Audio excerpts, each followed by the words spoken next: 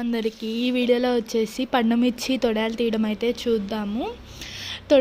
ఈ వీడియో చూసే ముందు అయితే అందరూ సబ్స్క్రైబ్ అయితే చేసుకోండి ప్లీజ్.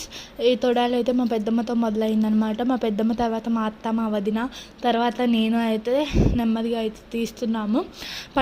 పండుమిరగాయల్ని అయితే మనం తుడుచుకొని తీయాలన్నమాట. తొడాలు కూడా అక్కడ వైట్ కలర్లో ఉండిద్ది. తొడాలు తీసాక కూడా అది కూడా మనం తీయాలి, నీట్గా తుడుచుకుంటూ తీయాలి.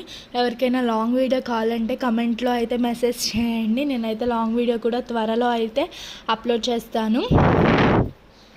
అలా మెల్లిగా తుడుచుకుంటూ అయితే తీయాలి. బాగోనివి ఏమైనా ఉంటే మట్టుకి అవి తీసి ఒక గిన్నెలో అయితే వేసుకోవాలి. ఎందుకంటే ఒక ప్లేట్లో అయితే వేసేసుకుందాం ఫస్ట్ అయితే. ఎందుకంటే అవైతే ఎండపెట్టుకొని మనం మిరగాయల్లాగా కూడా మిరగాయలు అంటారు కదా, మనం తాలింపులో వేసుకుంటూ ఉంటాం కదా, అలా కూడా వాడుకోవచ్చు. బాగోనివి మేమైతే అలానే చేసాము. లాస్ట్లో వచ్చింది చూడండి. అలా అవైతే ఎండి పెట్టేసుకొని వాడుకుంటాం. ఈ వీడియో వచ్చేసి ఇంతే. Bye. Thank you for watching.